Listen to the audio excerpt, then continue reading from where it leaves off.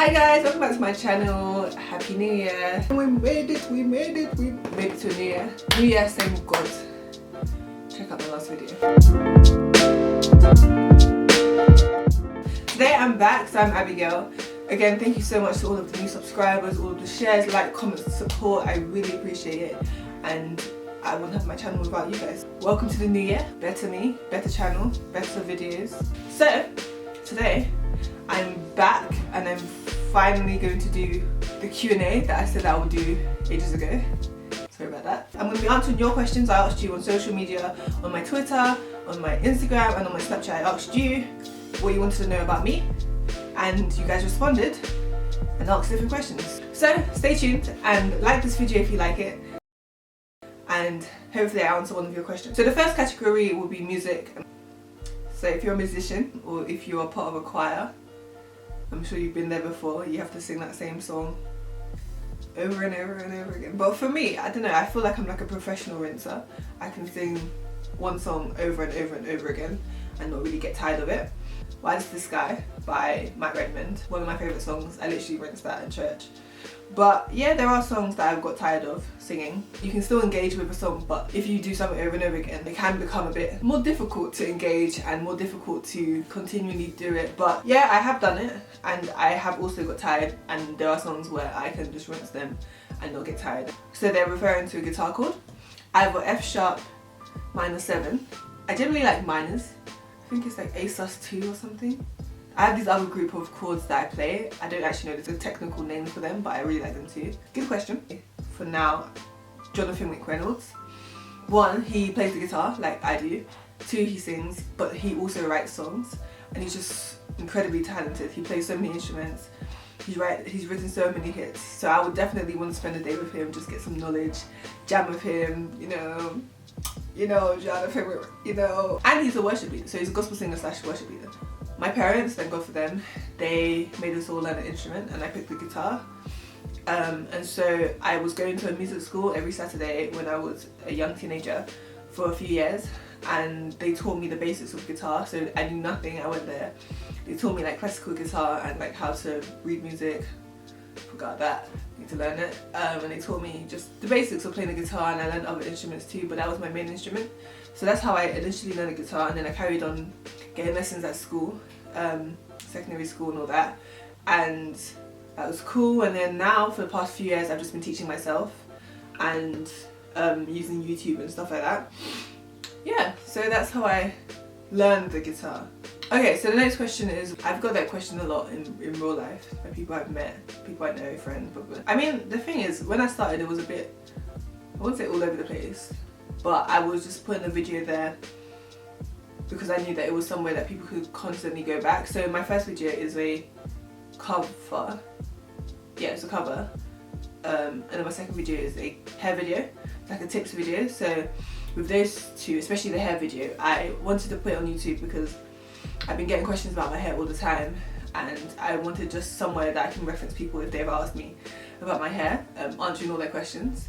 But then as time went on and stuff, and like with my third and fourth video, I started because one, I literally don't watch TV, I watch YouTube.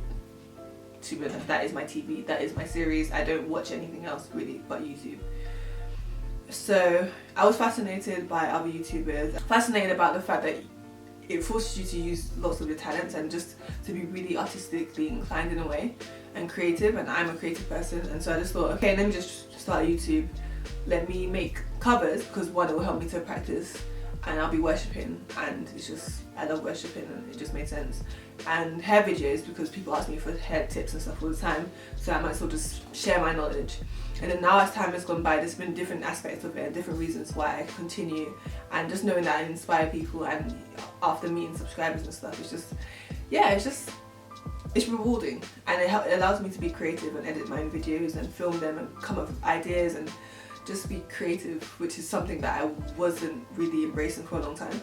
So yeah, look up to, I mean, actually, to be honest, I have a lot of sources of people that I look up to in the media.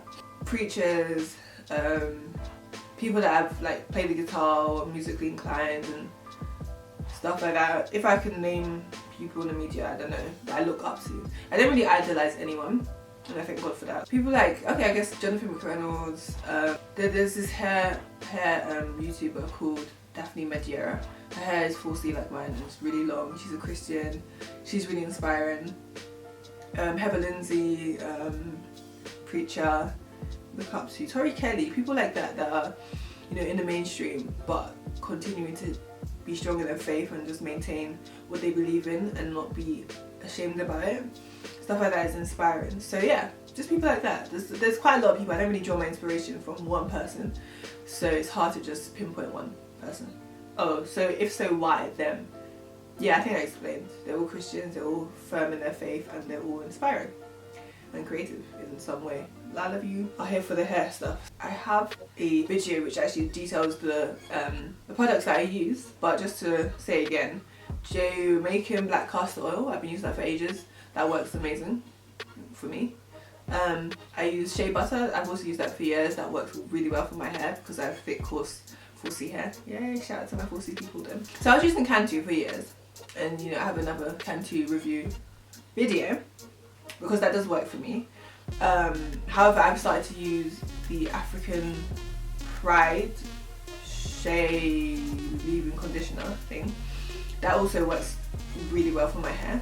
So yeah, I would say those 3 products work for me in terms of moisturising. I just answered that. So I have 4C hair. What the course? Anyway, yeah, 4C hair. I've learned to love it. I really have. Someone told me before that I had 4Z hair. 4Z for American people watching. Because my hair was really coarse and hard and yeah. Anyway, it's 4C hair basically.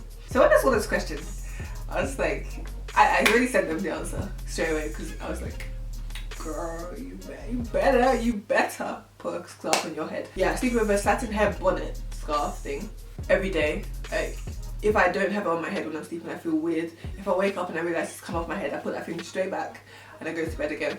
So yeah, it's so important. It's so important to wear a satin something on your head because the friction when you're sleeping and you're moving yourself, the friction between your hair and the cushion will be mad, and your hair will just be coming off, and you'll get split ends, and so many things can go wrong from something like that. So make sure you wear it, and yes, I do.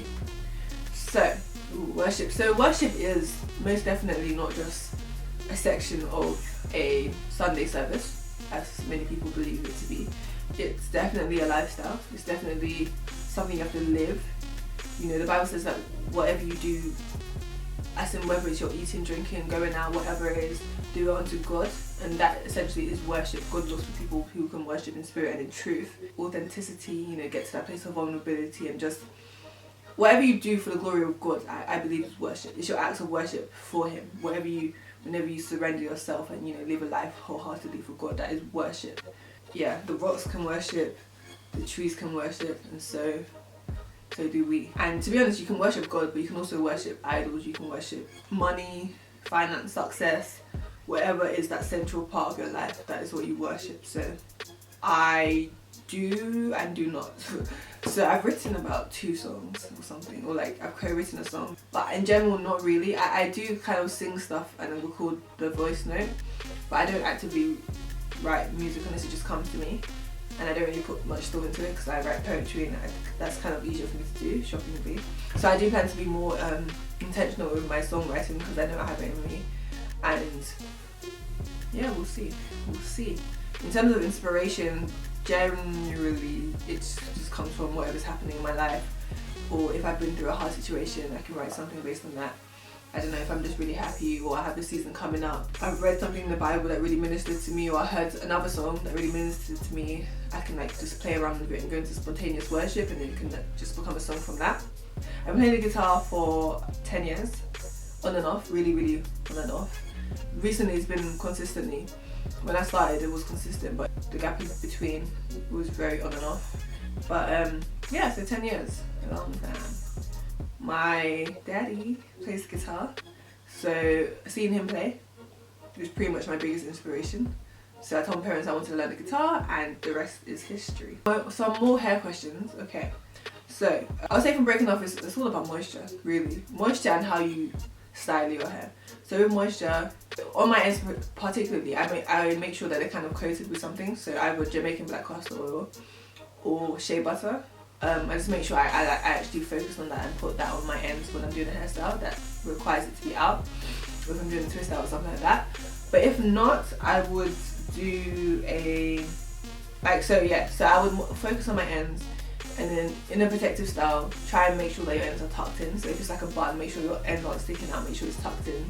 If you're wearing like a hat or something, make sure your ends aren't like rubbing against the hat, or it's not rubbing against your shoulder or anything like that. So protective style, as you can see, I like my protective styles. It helps, my hair is underneath and it's safe. And stuff like that helps me to protect. Make sure it's not dry, because it's the oldest part of your hair. So you need to look after it the most, pretty much. And then when you put on deep conditioner, also focus on your ends. Focus. Just give them love and they will love you back. I've never dyed my hair before. I want to, but if I do, I'll use a natural mechanism. So I would use henna. I know that's quite natural and it wouldn't do as much damage. Hopefully no damage. Yeah, it can definitely damage. They've had to cut it off because it damaged it. Or they grow it out and then just cut off the ends that have colour, and I know that it can definitely dry out your hair. I think that's the biggest thing it does. But generally, if you do it properly, and well, I don't know, it depends on your hair type, it depends on how long you keep it on for. It depends on how much care you actually give to your hair in general. If you're not caring for your hair properly when it's not dyed, and then you dye it and then you still don't care for it, then it's just gonna be a shampoo. I'm sorry. So make sure you look after your hair no matter what you do to it. And I will say worship is important, because one, we were made to worship. Even if you don't worship God, you worship something, as I said before, whether it's money or success, your accolades, a car, God, even your wife, your children. We all worship something. It's important that we worship God, that our focus is towards Him, that we give the glory to Him, not ourselves, not our riches or anything like that. I don't know, I think it's great because it allows us to focus on someone else other than ourselves. It allows us to focus on what actually matters. It allows us to think about what we're grateful for, and then worship God for what He does for us, what He's gonna do, what He has done, died on the cross for us, just give Him thanks. Worship is just so important for everyone. Yeah, it's a lifestyle, to be honest. So honestly, it happens day by day in everything we do. We should be worshipping God, because that is what we were made for doing. So thank you for joining me on this Q&A. It's my first, and it will not be my last, by God's grace. I will probably do another one at some point this year. If you do have any questions for me, then let me know. Write anything in the comments below that I missed. Anything you don't understand, ask me, and follow me on my social media, so whenever I do ask for questions next, you can pass them to me. If you're not subscribed, make sure you subscribe. If you like this, please give this a huge thumbs up. I really appreciate it, because it just helped me make more videos, and it does encourage me too. I will see you in my next video, and again, Happy New Year. I just honestly pray that this will be your best year yet, and I know it will be. Bye!